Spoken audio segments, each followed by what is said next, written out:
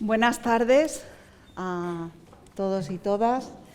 Es un honor estar hoy aquí con todos ustedes para moderar una mesa redonda titulada Mesa Diálogo sobre Ética Judicial en España e Iberoamérica dentro de este Congreso Internacional Hispanoamericano, Mundo Hispánico, Mundo Global, Memoria y Futuro.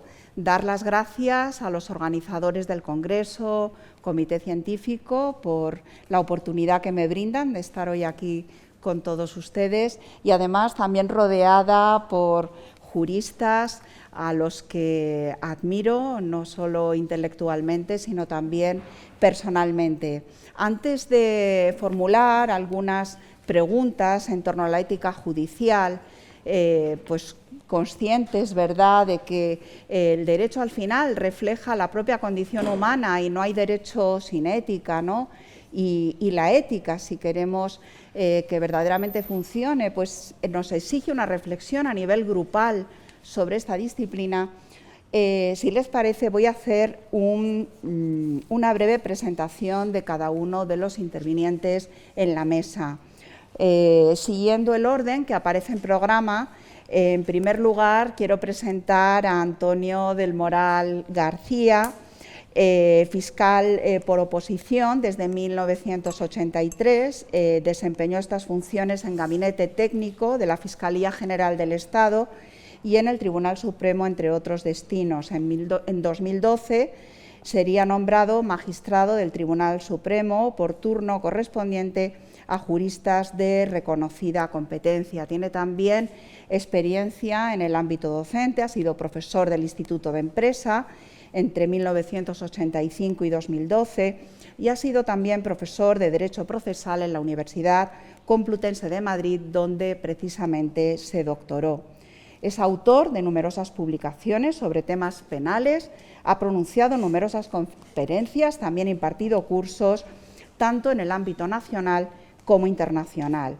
Está en posesión de la Gran Cruz de San Raimundo de Peñafort y, bueno, no solo está aquí por el cargo que ostenta en el Tribunal Supremo actualmente, sino también como miembro de la Comisión de Ética Judicial Española. De manera que muchas gracias, Antonio, por haber aceptado la invitación a estar hoy aquí con todos nosotros.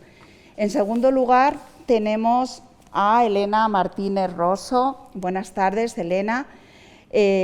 También, como ya se ha dicho, en el caso de Elena, pues pertenece a la Suprema Corte de Justicia de Uruguay, ingresó al Poder Judicial como juez de paz de la ciudad de Colonia en 1981, ha sido juez letrado de primera instancia de Montevideo desde 1990 a 1997, primero como juez letrado de primera instancia de trabajo y luego desde 1991 como juez letrado de primera instancia en lo civil.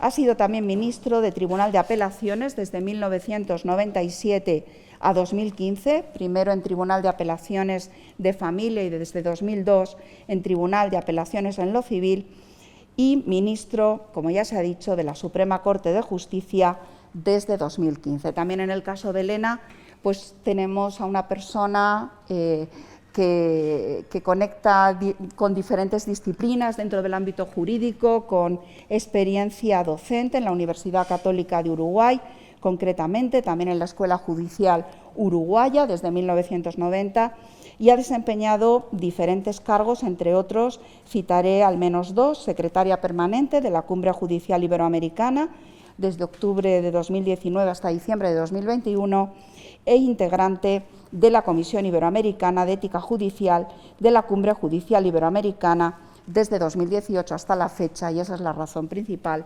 por la que está hoy aquí con nosotros. En tercer lugar, tengo a mi izquierda a Celsa Pico Lorenzo, también, como se señala en programa, magistrada del Tribunal Supremo en España, Sala de lo Contencioso Administrativo.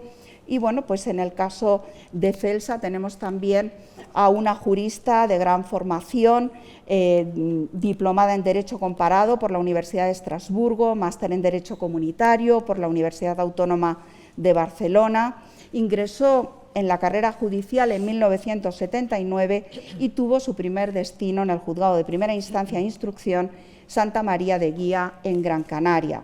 Desde 1988 ejerce su actividad profesional en la jurisdicción contencioso administrativa y, como ya se ha dicho, pues, pertenece a la Sala Tercera del Tribunal Supremo desde el año 2004. Ha desarrollado un amplio abanico de actividades formativas en diversas materias de derecho público, ha colaborado en obras colectivas, también tiene experiencia docente y, además, pues, nos honra que esté como miembro de la Comisión de Ética Judicial y presidenta saliente para nosotros en España. En último lugar, tenemos a un comisionado también que viene de Iberoamérica. Se trata del magistrado Octavio Augusto Teijeiro Duque, abogado de la Universidad La Gran Colombia, especialista en Derecho Procesal Civil de la Universidad Externado de Colombia y docente universitario en Derecho Constitucional, Procesal Civil y Romano en varias universidades del país, juez de carrera, fue presidente del Tribunal Superior del Distrito Judicial de Villavicencio y en sus más de 30 años de ejercicio profesional en el ámbito de la judicatura se ha desempeñado como juez promiscuo municipal de circuito y civil del circuito, magistrado auxiliar de la Sala de Casación Civil de la Corte Suprema de Justicia y magistrado titular de los Tribunales Superiores de Medellín y Villavicencio. En el año 2013 recibió una condecoración José Ignacio de Márquez al Mérito Judicial, categoría plata, como mejor magistrado de la jurisdicción ordinaria. Con estos pueden hacerse idea del plantel que tenemos hoy aquí en esta mesa de ética judicial, que pretende profundizar en cuestiones pues quizás no tan conocidas para el ciudadano común, pero absolutamente importantes para la reflexión actual, como van a ver a continuación, en función del esquema de preguntas que he elaborado para compartir este foro con todos ellos. Una primera cuestión con la que querría abrir este foro de preguntas, de debate, tiene que ver con un asunto, digamos, introductorio al tema que nos ocupa y que tiene que ver con cuándo se crearon y por qué ambas comisiones de ética judicial, es decir, la iberoamericana y la española después. Me gustaría preguntarles esta cuestión a Antonio del Moral, como miembro de la Comisión de Ética Judicial Española, y Elena Martínez, que pertenece a la iberoamericana. Es decir, cuándo se crearon y por qué estas dos comisiones de ética judicial, qué fue lo que motivó su creación. Buenas tardes a todos, buenas tardes a los presentes, buenos días. Intuyo que algunos de los presentes virtuales, no sé si el buenas noches es también apropiado o no, pero por si acaso lo incluyo también para no dejar a nadie excluido. Hablando de ética, me parece que es un deber no solo de cortesía, sino también ético, manifestar la gratitud a los organizadores, a Cristina por sus palabras, a las dos universidades, Francisco de Vitoria y Universidad de La Rioja, por la organización de este gran congreso y por contar conmigo, que me siento honrado para ello. Y entro en eso, la ética. En el mundo judicial es algo que actualmente se puede decir, sin que eso tenga ninguna carga peyorativa, que está de moda, que es una preocupación de muchos órganos supranacionales y de muchas instituciones, y es una preocupación que ha calado en los estados, y eso supone un cambio muy radical. Y perdón que cuente un brevísimo recuerdo que me viene en este instante. No estaba preparado, de un curso sobre deontología jurídica que hice yo cuando estaba en primero de Derecho en la Universidad de Granada. Llega algo tan poco conocido que los que habían hecho los cartapacios para el Congreso habían puesto Congreso de Odontología Jurídica, ¿no? una expresión que demuestra cómo era algo muy extraño. Gracias a Dios no pasa eso. Hoy hablar de comisiones de ética judicial es casi una realidad y una exigencia. Y yo creo que España, mi país, ha sido impulsado por eso, y desde esas instancias internacionales, destaco a GRECO, aunque no es la única, pues esa promoción de la ética es algo que insta y recomienda a los Estados, y ese germen se plasmó en un acuerdo de 2014 del Consejo General del Poder Judicial. Se puso en marcha una comisión de trabajo para elaborar unos principios de ética judicial y la Comisión de Ética Judicial, los trabajos en los que estaban presentes las asociaciones judiciales, algunos académicos o gente institucional del Consejo, algunos académicos invitados a ello, pues hizo sus trabajos que plasmaron en un texto que se aprobaría en 2016 por el Consejo General del Poder Judicial, que son los principios de ética judicial. En ese texto se optó por una opción que me parece adecuada, no por un vademecum de reglas, sino por un texto de términos principiales, de establecer principios y no vademecum o normativa o prontuario. El texto exigía que se pusiese en marcha la Comisión de Ética Judicial y así se hizo en ese tiempo. No sé si hablamos ya de la comisión o eso lo dejamos para un segundo momento, o si doy ya unas pinceladas de cómo está conformada esa comisión. ¿Quiénes conforman las comisiones? Sí, la Comisión de Ética Judicial son 7 miembros, es una comisión completamente autónoma, independiente, no tiene ninguna vinculación, solamente la puramente de infraestructuras, con el Consejo General del Poder Judicial, pero no está supeditada ni supervisada. Son 7 miembros, en ellos hay 6 miembros judiciales, que son elegidos por sufragio universal entre todos los jueces y magistrados de España.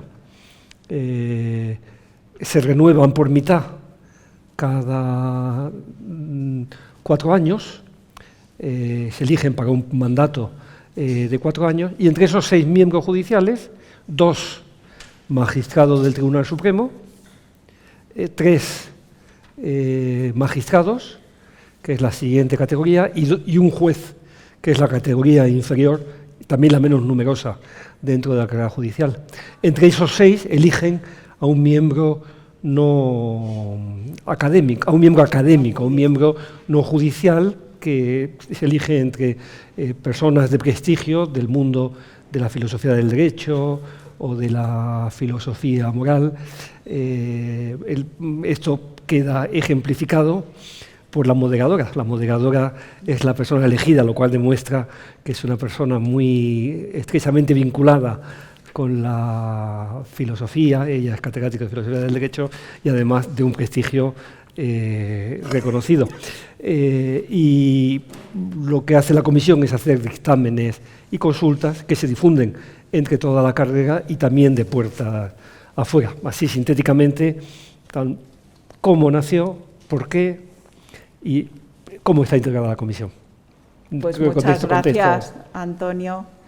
Y ya cedo la palabra a nuestra comisionada, Elena Martínez. Antes que nada, quiero agradecer sinceramente esta invitación, la forma en que nos han recibido, la forma en que nos han tratado. Por supuesto que la designación viene de parte de la Comisión de Ética Iberoamericana, pero Cristina ha tenido mucho que ver con esto y quiero agradecer sinceramente no solo la invitación y la posibilidad de actuar en un congreso de este nivel, que tiene 2 facetas. Por un lado, agradecer las exposiciones que he escuchado hoy y ayer, que me parecieron de un nivel realmente excelente, superior totalmente a las expectativas, aunque siempre eran buenas las expectativas, pero realmente el resultado me ha dejado que realmente es disuasorio, es inhibitorio para hablar después de gente con ese nivel. Bueno, pero voy a cumplir con aquello a lo que he venido, no hay duda. La Comisión Iberoamericana de Ética Judicial, que integro junto con Octavio, que es mi compañero en la comisión, fue creada en el año 2006 luego de que se aprobara el Código de Ética Iberoamericano. Como consecuencia de la aprobación de ese código es que se crea la comisión para atender todo lo que fuera consultas, todo lo que fuera planteamientos sobre los temas involucrados en el Código de Ética Iberoamericano. Además de evacuar consultas, también está la posibilidad de que los miembros, y sobre todo el director ejecutivo, nuestro secretario ejecutivo, plantee temas por su propia iniciativa. Pero también cada uno de los miembros puede llevar a la comisión temas que se le ocurran a cada uno libremente, plantearlos, y si la comisión lo acepta, ese tema sería tratado como dictamen futuro. Por supuesto que en los dictámenes hay un redactor, pero los dictámenes son producto de la comisión, no solo del que redacta, ¿verdad? Entonces todos hacemos aportes, todos escuchamos a los demás sobre nuestros aportes. Cuando se coincide en que algo es un texto definitivo, bueno, nuestro secretario ejecutivo es el que elabora en definitiva todos esos aportes, los da una unidad, los organiza, y así se producen lo que se conoce como dictámenes de la comisión. La verdad es que junto con la Comisión de Ética hay otras comisiones permanentes de cumbre, se le llama hijos de cumbre, Comisión de Género, Comisión de Acceso a la Justicia, pero debo destacar, quizá porque yo formo parte de ella, así lo van a ver, pero no es por eso, es porque realmente me parece digno destacar, que fue la comisión que más activa estuvo durante toda la pandemia, que eso no inhibió en absoluto el trabajo de la comisión, y que lo hicimos, aunque fuera de forma virtual, reunirnos, yo diría 2 o 3 veces por año virtualmente, para intercambiar esos aportes que hacemos cada uno y que los dictámenes pudieran salir adelante. Y tuvimos una producción mucho más grande que toda la historia de la Comisión de Ética hasta ese momento. Es una tarea de todos, pero destaco especialmente que el impulso estuvo en manos del secretario ejecutivo, que es una especie de máquina de trabajar, de plantear cosas, de creatividad, y bueno, vale la pena destacarlo, se lo merece. Está integrada por 10 miembros, contando al secretario ejecutivo entre esos 10. Todos son electos en la asamblea plenaria de la cumbre, que se realiza cada 2 años, un poco de desfasaje de fechas con el tema pandemia, pero hubo una reunión en 2021, medio tarde, en octubre. Entonces ahora el periodo de la comisión de 2 años va a cesar en abril del 2023, antes de tiempo para lo que sería lo normal. Lamentablemente son 2 años la primera vez y reelegibles los miembros por 2 años más, y entonces se acortó bastante el periodo de estancia en esa comisión, que antes era de 4 años, prorrogables por 4 más. Pero hace poco quedó ese plazo. Por supuesto, la votación es de todos los que integran la plenaria de la asamblea plenaria de la cumbre judicial, y los que obtienen la mayoría de votos hasta 10 cargos entran a la comisión.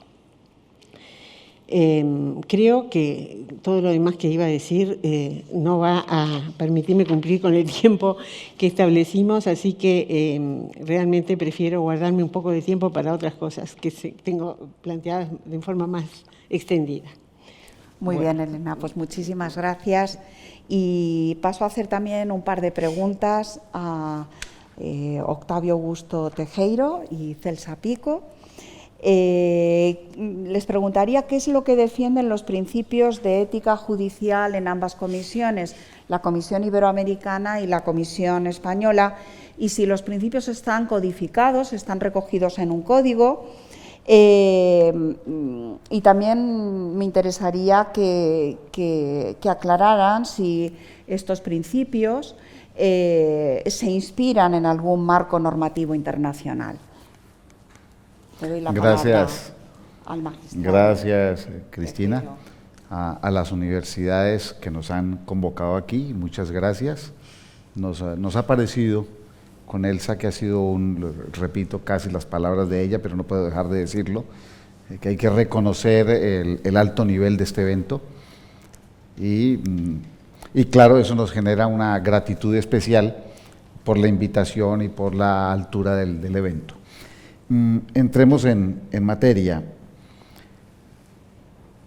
¿Qué es lo que defiende la Comisión Iberoamericana y fundamentalmente qué es lo que defienden los principios en que está inspirado el Código de Ética Judicial Iberoamericana? Y al mismo tiempo la otra pregunta, ¿y eso tiene alguna otra fuente? ¿Eso nació de algún otro código? ¿Se inspira en algo más? Yo creo que esas dos preguntas podemos resolverlas de una misma manera. El problema de la ética de los jueces no ha sido un problema ajeno a la humanidad. La humanidad toda la vida se ha preguntado, oiga, los jueces qué ética deben tener, cuál debe ser su cualificación, cómo debe ser un juez para ser confiable ante la comunidad, qué requisitos debería tener. Esa ha sido un tipo de inquietudes permanentes de la humanidad. Y por allá, como en el año de 1972, comenzaron algunos estados norteamericanos y algunos estados europeos a reflexionar sobre el tema y a tratar de expresarse sobre el tema, es decir, cuáles son nuestras creencias al respecto. Y eso generó pues una serie de movimientos, de reflexiones, de pensamientos, y son muchos, hay mucho sobre el tema. Pero yo quisiera resumir, pero es un resumen mal hecho, es un resumen demasiado corto, resumir que una muy buena fuente de inspiración se llama Principios de Bangalore. Esa es una muy buena fuente de inspiración del Código de Ética Judicial Iberoamericana. Los Principios de Bangalore obedeció también, obedeció a una reunión que había tenido reuniones previas en las cuales personajes de la justicia del mundo entero habían intervenido, discutiendo y tratando de universalizar lo que pudiera universalizarse y dejar lo particular de cada sector del mundo para que se tratara aparte. De manera que esos Principios de Bangalore terminaron siendo aprobados por una resolución de las Naciones Unidas, donde básicamente se dijo, mire, cualquier juez del mundo desde el punto de vista ético debería respetar estos básicos principios. Y entonces se hablaron de una serie de principios, entre otros, imparcialidad, independencia, competencia, es decir, conocimiento, integridad, y bueno, otros elementos. De modo que cuando el Código Iberoamericano se planteó, pues se planteó teniendo en parte una inspiración muy fuerte en el sistema de Bangalore, pero claro, allá no estaba contenido todo, insisto que allá se pretendió universalizar y por tanto hubo aspectos particulares que se quedaron por fuera, como por ejemplo, en el Código Iberoamericano se planteó un principio que no está en Bangalore, uno entre varios. Se planteó, por ejemplo, cortesía, es que los jueces deben de trabajar, actuar, mostrarse con cierto grado de cortesía, que a uno le parece relativamente anodino el tema y resulta que no es tan anodino por lo que vamos a decir adelante. Y es por lo siguiente, ¿qué requiere una comunidad para que su sistema de justicia funcione de manera adecuada? Pues requiere muchas cosas, pero de entrada, ¿qué requeriría? ¿Qué sería prudente que la comunidad viera y tuviera al frente con sus jueces? Bueno, seguramente una serie de cualidades especiales, pero lo fundamental es que los jueces a esa comunidad le inspiren confianza. Que la comunidad se sienta confiada, que la comunidad sienta que en esos personajes puede dejar, en algunos casos, el futuro de su patrimonio, en otros casos su libertad, en otros casos su familia, en fin, todos los valores que tiene la sociedad. Entonces hay un elemento fundamental y es irradiar, entregar confianza a la sociedad. Pero nadie confía en alguien si el comportamiento de ese no es un comportamiento relativamente adecuado. Y entonces ahí vienen los principios a llenar ese vacío, a tratar de decirle al juez, oiga juez, usted no solo debe ser competente, es decir, conocer la materia sobre la cual está trabajando, sino que además usted tiene que ser íntegro, tiene que tener un comportamiento probo, pero probo a toda prueba. ostensible, visible, notorio. Estoy hablando de uno de los principios. Usted tiene que ser independiente. Ustedes saben que la independencia de los jueces es una garantía de los ciudadanos. Entre más independiente es un juez, más garantía tiene el ciudadano, porque menos hay injerencia en las posibilidades de las decisiones de los jueces. De modo que ahí está, pues, de una manera muy rápida y muy resumida estos temas. Y entonces lo que en última se busca y se defiende es generar confianza en la ciudadanía para que haya legitimidad, y con fundamento en la legitimidad, pues para que haya tranquilidad de esa sociedad que le entrega su suerte a esos jueces. Básicamente, Cristina, no sé. Muy bien, ha quedado muy claro. Vamos a cederle la palabra ahora a la magistrada Celsa Pico para que contrastar también la situación que tenemos en España, ¿no?, con respecto a la Comisión Iberoamericana. Como ya los tres anteriores han agradecido, pues me remito a ello y acabo antes.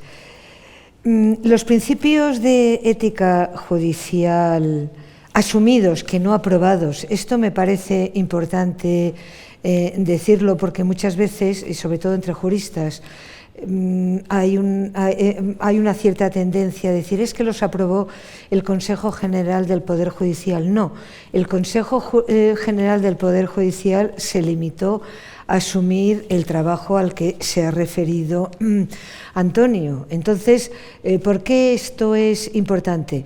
Los principios de ética judicial españoles, que son posteriores al Código Iberoamericano de Ética Judicial, responden más a la línea defendida por Naciones Unidas, en el sentido que los principios o los códigos de ética no tienen que ser impuestos desde arriba, sino que tienen que salir de los concernidos, o sea, tienen que discutirlos los jueces. Los principios de ética judicial españoles, como son más recientes, fueron asumidos por el Consejo en el 2016. Está claro que responden a la línea iniciada con Bangalore, pero como estamos en Europa, es decir, además de tener a Bangalore, tenemos al resto de instituciones que están en la defensa de una sociedad democrática, que es lo que se considera básico en un Estado de Derecho, que es el que tiene que garantizar los jueces. Entonces, bueno, pues tenemos así una serie de declaraciones nacidas en el ámbito del Consejo de Europa, sobre deontología judicial, también de la red de consejos judiciales europeos, judiciales entendidas de analogía al Consejo General del Poder Judicial Español o el Consejo de la Magistratura Italiana, que han ido haciendo declaraciones en esta línea. Declaraciones que todas se enmarcan en lo que es importante recordar, y que muchas veces, pues tanto en foros judiciales como no judiciales, impactan un poco. Todo el ámbito de Naciones Unidas se desarrolla en la Oficina Nacional de la Lucha contra la Corrupción, la Droga y el Delito. Es decir, ahora que tiene un área que es la Red Mundial de Integridad Judicial, que desde el 2020 se encuentra en Qatar, en Doha. ¿Por qué bajo ese aparatoso título? Porque cuando empezó Naciones Unidas a preocuparse por este tema, estaba el convenio contra la corrupción, que en el artículo 11 considera importantísimo en la lucha contra la corrupción la defensa de la independencia y la integridad judicial, y porque bueno, pues está acreditado que una sociedad democrática, cuanto más democracia hay, en principio hay menos corrupción, o si la hay, se puede luchar contra ella a través de los jueces. Por eso los jueces han de ser independientes e íntegros para poder desarrollar esa actividad. Y están los principios que se aplican en España, bueno, nacen de Bangalore: independencia, imparcialidad, integridad, son los básicos, y luego tiene un desarrollo de cortesía, diligencia y transparencia. La cortesía nuestra en Bangalore era de menor, era más corrección, era un grado, si se quiere, menor de esas relaciones con el justiciable, y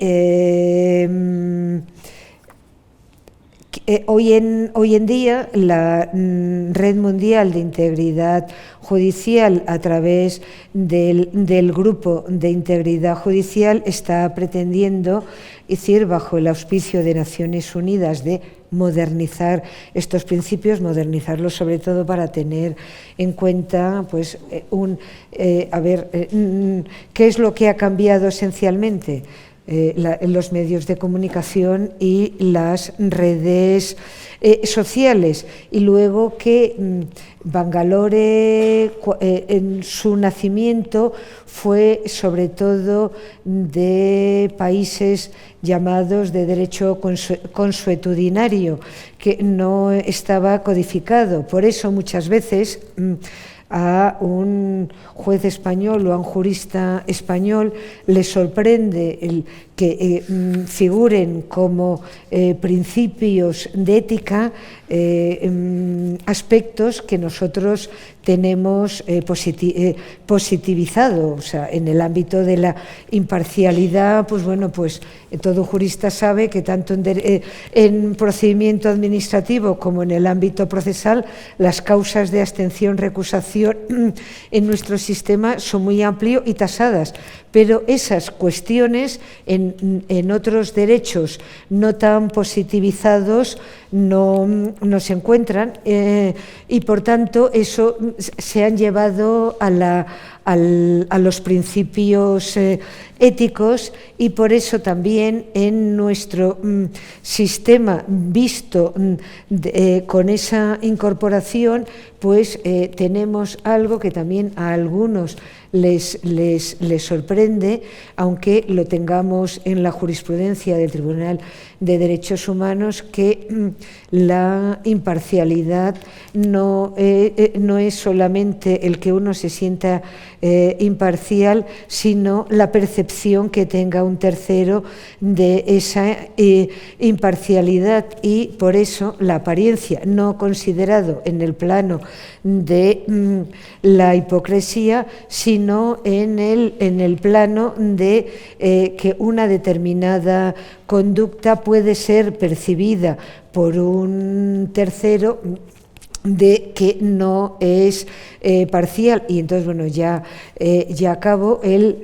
Por ejemplo, cuando me he referido a la lucha contra la corrupción que habla Naciones Unidas, no hemos de entender la corrupción en un sentido amplio. La corrupción no solamente es dinero, la corrupción puede ser también la promoción personal, es decir, en todos los ámbitos lo hay, y entonces, bueno, pues también en el ámbito de la justicia, pues en declaraciones de estos organismos europeos a los que me refería, que también han inspirado a nuestros principios, hacen referencia a ese punto, o a lo que, pues bueno, pues por algún filósofo del derecho. Cristina estaba en unas jornadas recientes, pues el profesor Ferrajoli, con respecto a Italia, se refería al carrerismo judicial, a hacer lo que esperan arriba y entonces promocionarse. Eso no es imparcialidad ni es integridad, y entraría dentro de esa corrupción. No es la monetaria, pero no es una conducta ética. Muy bien, muchas gracias, Celsa. Y paso ya a hacer una pregunta a los 4 intervinientes. Esta pregunta tiene que ver con la elección por parte de cada uno de ellos de un dictamen que hayan considerado un hito dentro de las comisiones de ética judicial a la que pertenece cada uno de ellos. Podemos seguir este orden. Comenzamos por Antonio. ¿Qué dictamen destacarías dentro de la historia de la Comisión de Ética Judicial Española? Sí, me temo que ahí me voy a... Yo soy nuevo en la comisión, yo llevo 2 años. Celsa, nuestra presidenta, es la que lleva todo el periodo. Y entonces, pues hay muchos dictámenes que me parecen muy interesantes, pero por motivos casi sentimentales, pues destaco el primer dictamen que se hizo estando yo en la comisión, que me parece de interés. No sé cuánto hay de racionalidad en esto, o de pura nostalgia, o de puro sentimiento personal. Es un dictamen, doy 3 pinceladas, en que pregunta a alguien qué quiz de las opiniones de jueces, al margen del proceso, sobre resoluciones judiciales. Opiniones en tertulias, en programas, en medios de prensa, en una entrevista. Y el dictamen lo que hace, me parece que es una cosa, es decir, pues depende, que es la respuesta con la que un jurista nunca se equivoca ante cualquier pregunta, ¿no? Depende. Y dice, pero a principio no. O sea, en principio no. Es bueno opinar, es muy bueno que las resoluciones judiciales sean expuestas a la crítica, que se opine sobre ellas, qué tal, pero eso no es esperable de un juez. Hay protagonistas sociales que son los encargados de hacer esa función de crítica y de tal. Y por tanto, menos si son de las propias resoluciones, lo que uno tenga que decir para resolver el asunto y no para contestar a campaña de vigilancia. Lo que tiene que decir para decidir el asunto tiene que ponerlo en su sentencia, y lo que no haya puesto allí ya sobra decirlo, explicarlo o comentarlo. Ese es el principio eje sobre el que se edifica el dictamen, por varias razones. Una de ellas es por esa necesidad de respetar el trabajo, el propio, porque te hace perder la imparcialidad si uno entra en una polémica, y el ajeno porque no eres quien para juzgar el trabajo de otros jueces, y además un juez está como muy acostumbrado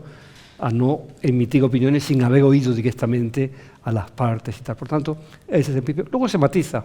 Dice, hombre, esto no es un principio jurídico, eso es un principio de ética elemental por respeto a la función, por tal. Jurídicamente el juez tiene libertad de expresión, disciplinariamente los límites pues son muy escasos, pero éticamente parece que su tendencia de ser a rehuir ese tipo de expresión de opiniones, con algunas excepciones. No pasa nada cuando un asunto ya ha pasado a la historia y se está haciendo un documental, que es una pura crónica, pues parece que ahí las reservas éticas ceden. Evidentemente, en un ámbito académico, de comentarios de sentencias, de comentarios de investigación, pues obviamente también ahí no pasa nada, y pues, parece que es incluso bueno, dentro de la lógica mesura, pues que se hable de sentencias y que se opine trabajos científicos, trabajos académicos. Pero en principio todo lo que sea expresar opiniones sobre asuntos judiciales parece que debe estar, que el juez debe de esmerar su mesura y su moderación, sin perjuicio de que sí pueda dar como explicaciones puramente objetivas. Pues, comentar contra eso cabe este recurso, esto a quien corresponde conocer, tal, lo que es divulgación de los términos de derechos, bien, pero lo que es entrar ya en análisis jurídico, el dictamen opta por una gran reserva. Muy bien, Antonio, muchas gracias. Elena, ¿cuál destacaría de los dictámenes que ellos han trabajado? Yo he redactado y he propuesto dictámenes en la comisión Pero realmente si tengo que elegir uno, no es uno de esos, sino uno que le llamamos el de las puertas giratorias. Porque es un fenómeno que creo que abarca toda América Latina y además España. Entonces dije, quizás esto sea interesante para todos. Ese dictamen no tuvo casi ninguna, digamos, contraindicación. Estuvimos todos de acuerdo desde el principio en que tenía que ser una valoración negativa. Y bueno, hay matices, pero porque hay distintas normativas según los países que integramos la comisión. Yo tengo la gran suerte, de tener un país que este tema no lo tiene. Tiene muchos otros, pero justo este no, porque desde la Constitución hasta las leyes está regulado el tema de manera tal que es casi imposible que se dé. ¿Por qué es esto así? Bueno, porque la Constitución Nacional tiene un artículo que soluciona el tema de pasaje de una función pública, como la de juez, por ejemplo, a otra función pública, como es la de legislador, la de ministro, cualquier cargo político de gobierno, diciendo que toda función pública distinta a la judicatura es incompatible con la judicatura. Y no hay reserva del cargo, no existe la reserva del cargo. Entonces, si alguien quiere ocupar otro lugar en la vida política o en la vida privada, el de la vida privada tiene que empezar de nuevo la carrera judicial si decide volver. Porque vamos a aclarar, lo de las puertas giratorias es para el que se quiere ir del Poder Judicial y luego quiere volver.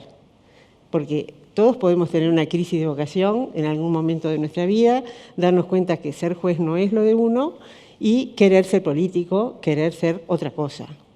Querer ser periodista, querer estar en un estudio jurídico y ejercer la abogacía. Pero el problema es cuando eso se da y después se pretende volver. Entonces, con una norma clara como es la uruguaya, en el sentido de que es incompatible esa función con toda otra función pública retribuida, incluso honoraria, dice también la Constitución, bueno, el problema no se plantea en esa área. Y en cuanto a la abogacía, sí, puedo querer ejercer mi abogacía, pero si quiero volver tengo que arrancar desde el principio, como cualquier juez que egresa de la escuela judicial en Uruguay, porque esa es la forma de ingreso. La Constitución permite a la Corte designar a cualquier ciudadano con determinados requisitos, aunque no haya egresado de la escuela. Pero la Corte se ha autolimitado y en los últimos, yo diría, 25 años, nunca ha nombrado a alguien que no sea egresado de la escuela. Entonces, eso también forma parte de lo normativo, aunque eso no esté incorporado en ningún texto, ¿no? Es como si hubiera un texto en la Constitución que no le permitiera a la Corte elegir a alguien fuera de los egresados de la escuela. Bueno, ¿cuáles son las implicancias de un fenómeno como el de las puertas giratorias? Bueno, a mí me parece claro que pone en duda, pone en riesgo la independencia y la imparcialidad de los jueces, que son los dos grandes pilares, los dos cardinales principios que informan a la función judicial. No importa demasiado la independencia interna, interior, porque la verdadera independencia de última es la que está en el alma del juez, ¿verdad? Muy bien, pero tenemos que crear la apariencia de independencia, como decía recién Octavio. No alcanza con que yo me sienta independiente, no alcanza con que yo me sienta imparcial. Yo tengo que adoptar una conducta, tengo que realizar acciones, actos, que demuestren que lo soy y no que creen la sospecha de que no lo soy. Entonces, me parece claro que un juez que sale y entra, además de poner en duda su vocación de servicio, porque realmente cuesta pensar en una real vocación de juez, de alguien que se tienta porque alguien le ofrece algo en lo político, o de alguien que se tienta porque en un estudio jurídico lo llama, y después se vuelve a dar cuenta que no, que su real vocación era la de juez. Permite la sospecha inmediata, ¿no? Pero digo, más allá de eso, la independencia está en juego, porque Luego de un acto como ese, ¿qué es lo que se va a pensar por parte de la sociedad en la que actúa ese juez? Y bueno, cuando pueda va a devolver favores, va a sentir que tiene un deber de gratitud, va a esperar quizás futuros beneficios para su carrera, ¿hacia quién? Hacia sus copartidarios o hacia sus aliados políticos, aquellos que lo apoyaron en lo que sea que hizo o que ocupó. Entonces, la imparcialidad es lo mismo, por supuesto que está en juego aquí, ¿no? Uno pierde la imagen de imparcialidad si hace ese tipo de salidas y entradas al Poder Judicial. Pero además, la vocación de servicio, repito. No sé, a mí no me ha pasado que alguien me ofrezca algo en 40 años de juez, ¿no? Pero si alguien me ofreciera algo, y quizás un día alguien puede tener la duda, bueno, sí, esto puede ser que sea más lo mío que lo que estoy haciendo hasta ahora. Porque reconozco que hay muchos jueces que no se destacan por su vocación de servicio. Eso es así en mi país. Pero una vez le puede pasar eso a uno en la vida, que le venga la duda existencial sobre, le erré al camino, es este otro. Ahora, la vuelta es la cosa, ¿no? Eso es lo que me parece a mí que el marco normativo tiene que impedir. Impedir porque estamos protegiendo valores sagrados para el ejercicio de la función judicial y para que la sociedad tenga confianza en nosotros. Estoy segura de que empieza a perderla apenas se da el primer fenómeno de puerta giratoria de esa persona. Yo no digo que el Uruguay sea ejemplo para el mundo, no lo digo, pero sí les transmito mi experiencia, que es que eso no sucede en nuestro país. A nadie se le ocurre, después de salir, volver a entrar. Sí se les ha ocurrido salir. Sí, y también es cierto que a uno, que recuerdo perfectamente que quiso ocupar un cargo en un tribunal de la ONU, después de cesar, porque venció el mandato, pretendió volver a entrar, pero la Corte no le permitió volver a entrar en el lugar donde estaba. Le dijo, perfecto, pero tenés que empezar juez de paz de tal lado, que es como empieza cualquiera. Cualquier egresado del CEJU, además, no cualquiera. Entonces, por supuesto que no aceptó. Pero estaba la posibilidad, si es tan fuerte la vocación, que ahora descubrimos que de golpe quiero volver a aquello en lo que estaba, bueno, demostrarlo ejerciendo desde el principio, ¿no? Me parece que eso es lo más sano. Y otra cosa que está en juego, que está a veces tan criticado últimamente, es nuestra legitimación sustancial, ¿no? La formal no debería estar en juego, aunque hay quien lo cuestiona, porque no somos electos directamente, toda la historia de la elección directa de los jueces. Bueno. Pero legitimados desde el punto de vista formal estamos porque la Constitución establece un mecanismo de designación de los ministros de la Corte que se respeta a rajatabla en nuestro país y creo que en la mayoría de los países. No es un problema de inconstitucionalidad. Tiene la virtud de nuestro sistema, eso sí lo destaco, porque es fundamental para la no politización del Poder Judicial, que no interviene en ningún momento el Poder Ejecutivo, nunca, jamás. En todo caso interviene el Poder Legislativo cuando hay una vacante en la Corte, se tienen que poner de acuerdo 2/3, lo que asegura que ningún partido solo puede designar a un ministro de Corte, y hay una norma supletoria que dice que si pasados 90 días desde la vacante no se logra el acuerdo, cosa que sucede muchas veces, entonces entra a la Corte el ministro de Apelaciones más antiguo. Eso acompañado de un sistema de acceso a los tribunales de apelaciones fundado en la capacitación, que sería muy largo de explicar, pero no se llega de cualquier manera a los tribunales de apelaciones, asegura que el que llega a la Corte es una persona bastante capaz o formada y además que no es producto de ningún movimiento político de esa persona. Bueno, yo les decía la legitimación sustancial de los jueces. ¿En qué se funda? Primero, en la justificación de nuestras decisiones. No digo motivación porque a veces motivos pueden ser entendidos como algo personal del juez, motivos para fallar de determinada manera, en el sentido de por qué fallé de determinada manera. No, yo estoy hablando de la justificación de los fallos, ¿no?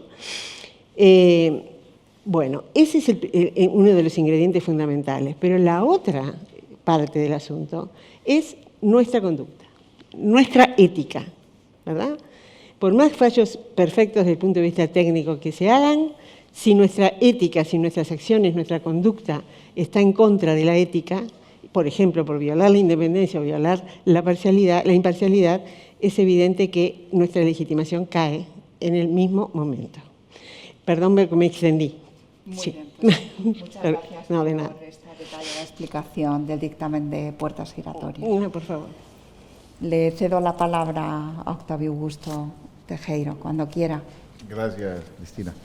No, a mí me parece, por los tiempos que estamos viviendo, uno de los dictámenes que más me parece que debo resaltar ahora, pero insisto, es por los tiempos que estamos viviendo, es un dictamen de la Comisión Iberoamericana, el 9º de los dictámenes, que se refiere al tema de la utilización de las tecnologías de la información y de las comunicaciones.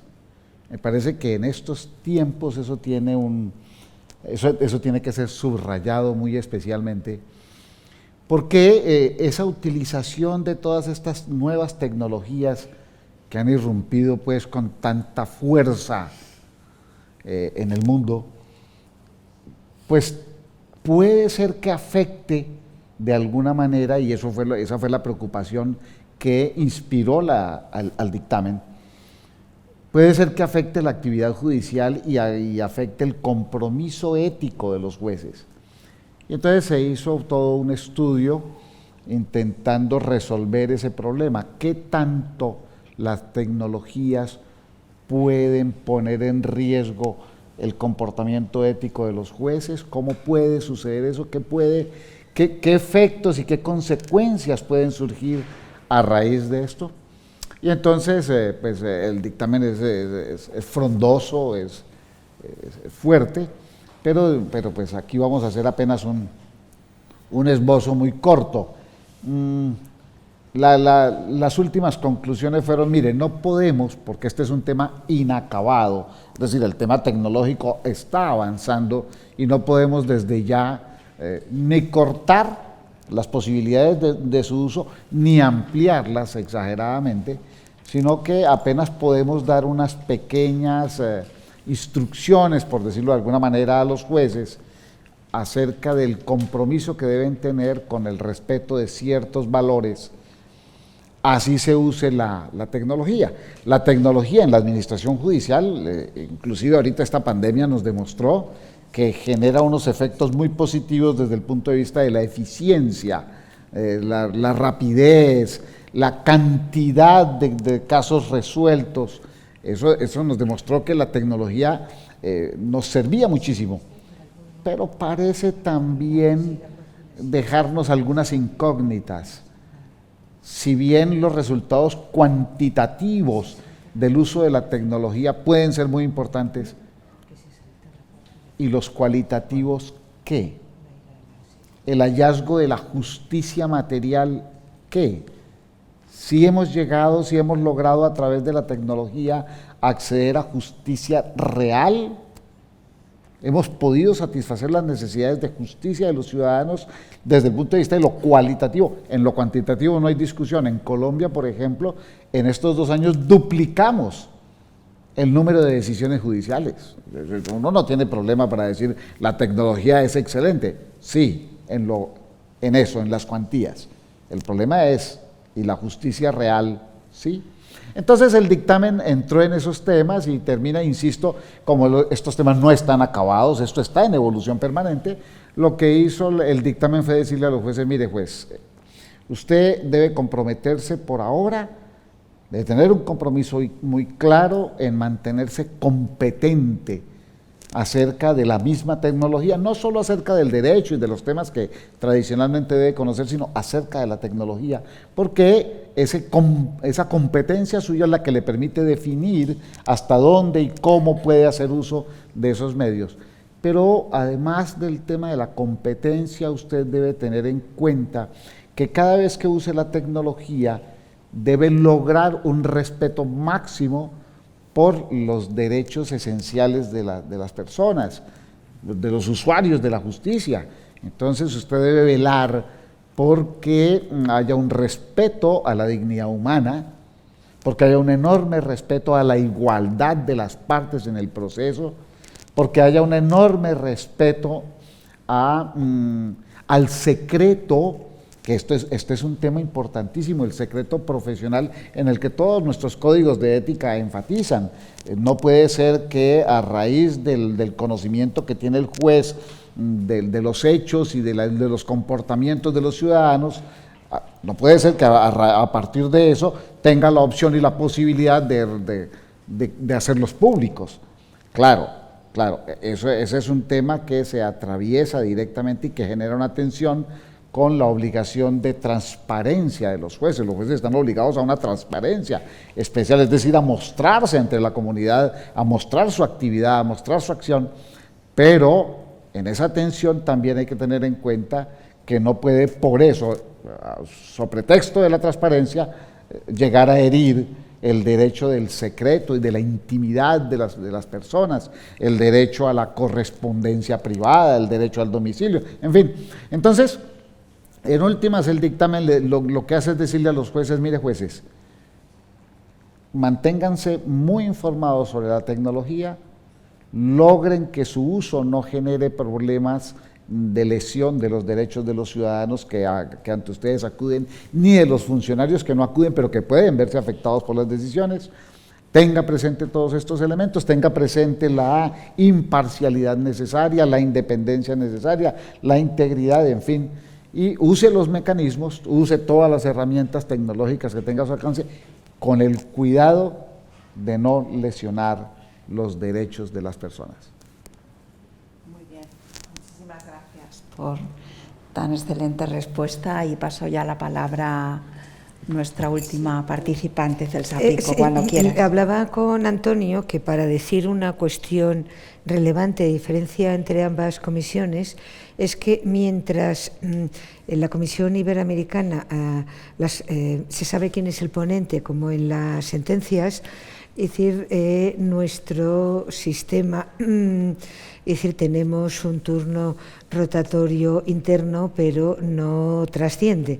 O sea, quiero decir con esto que aunque Antonio se haya referido al que se estrenó con ese asunto, no significa que fuera el padre de la criatura, sino que, bueno, pues, es decir, fue relevante porque además, bueno, pues en la nuestra, igual que en la iberoamericana, pues, como dice, colaboramos todos, y, pues, bueno, pues muchas de los puntos de vista de Cristina pues se notan ahí, para que se note la cuestión exacto, la cuestión filosófica. Para no solaparnos, no fuera a ser que fuéramos a escoger lo mismo, pues claro, hablamos que escogía Antonio, porque libertad de expresión es uno de los temas que más tenemos. Hemos tenido también puertas giratorias. En la página web del Consejo tenemos una pestañita en abierto que están todas colgadas, y yo la que he escogido es una vinculada a libertad de expresión y a conducta de los jueces, que a algunos jueces pues les molesta, o sea, lo digo literalmente, que se hable de la necesaria prudencia. Es decir, pero vamos a ver, la prudencia no solamente está en los principios de ética judicial nuestros, en los iberoamericanos, en los norteamericanos de los diferentes estados que fueron los que empezaron, Bangalore. O sea, una de la cuestión en la que más se insiste es en la prudencia en muchas de las conductas, en las relaciones sociales, para que no se vulnere esa apariencia de la imparcialidad, y en la boca, que es, pues como dice el refrán español, por la boca muere el pez, y entonces con la que muchos pues tienen problemas. Bueno, ahora también la escritura con las redes sociales. Y entonces una cuestión que luego además tenemos a los medios de comunicación un poco agresivos, el tema al que quiero referirme, y por eso está La prudencia es una consulta que se formuló en octubre de 2019 y tiene que ver con la actitud de los jueces ante el acoso de la prensa en los asuntos mediáticos, que, bueno, pues se puede ser cortés con ellos, pero la realidad acredita que muchas veces es lo que plantea la consulta, se ha hecho la pedagogía que recomiendan los principios y luego, en cambio, lo que se lee pues no tiene que ver con la pedagogía, sino con la composición que se han hecho de lo que les ha sido dicho. Entonces, bueno, en la consulta se plantea cuál es el comportamiento entre que la Declaración de Londres sobre deontología judicial del 2010, al tratar de la reserva y discreción, habla de la función pedagógica, y la Declaración de Londres dice que no debe expresar su opinión sobre los asuntos que conozca personalmente.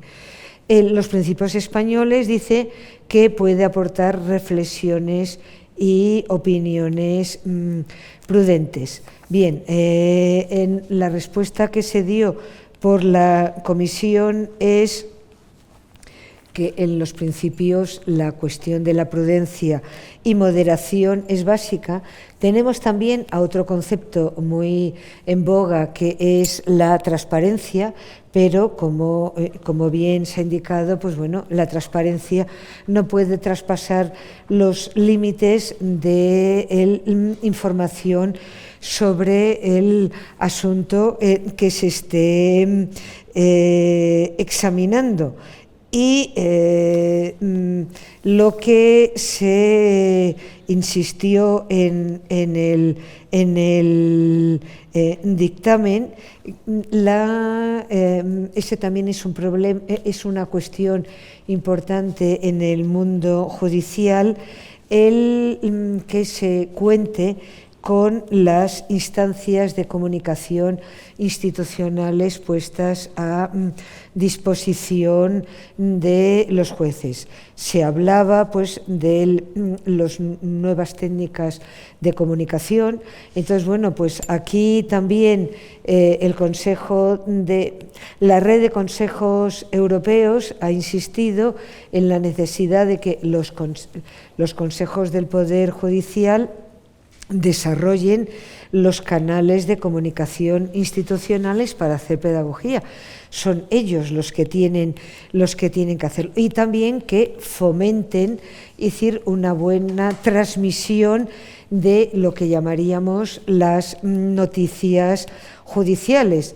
Claro, eso varía de unos países a otros. Hay estados pues donde se ha considerado pues que es un juez el que hace de comunicador en el tribunal. Eso es complicado porque el conocer las técnicas de comunicación y además que un juez conozca civil, penal, contencioso, laboral y lo diga con propiedad, pues es trabajoso porque al final estamos en un sector muy especializado. Entonces, bueno, el dictamen lo que está diciendo es que a fin de que no se vea mermada esa apariencia de imparcialidad por parte de las noticias del juzgado, la utilización de los gabinetes de prensa. Y también, que antes se ha hablado pues de pleitos fenecidos, también se llama, y volvemos con la prudencia y moderación, de los procesos finalizados, también por lo mismo que se ha dicho, para preservar la integridad moral de los que participaron en el proceso y sus familiares. Entonces, bueno, en este dictamen no estaba en juego, pero hay algún otro en donde se ha preguntado si se podía intervenir en un documental pues, sobre un asunto que había sido el juez instructor 25 años atrás. Bien, sí, puedes, porque ahora ya todo está juzgado, pero siempre independientemente de esa cuestión que ya feneció el proceso, la integridad moral de las personas concernidas, pueden haber fallecido, pero están sus familiares y tienen que respetarse. Entonces, bueno, pues esos son los principios éticos en que se recuerda que tiene que el juez desarrollar su actividad, es decir, para no afectar a los sujetos que fueron afectados por el proceso.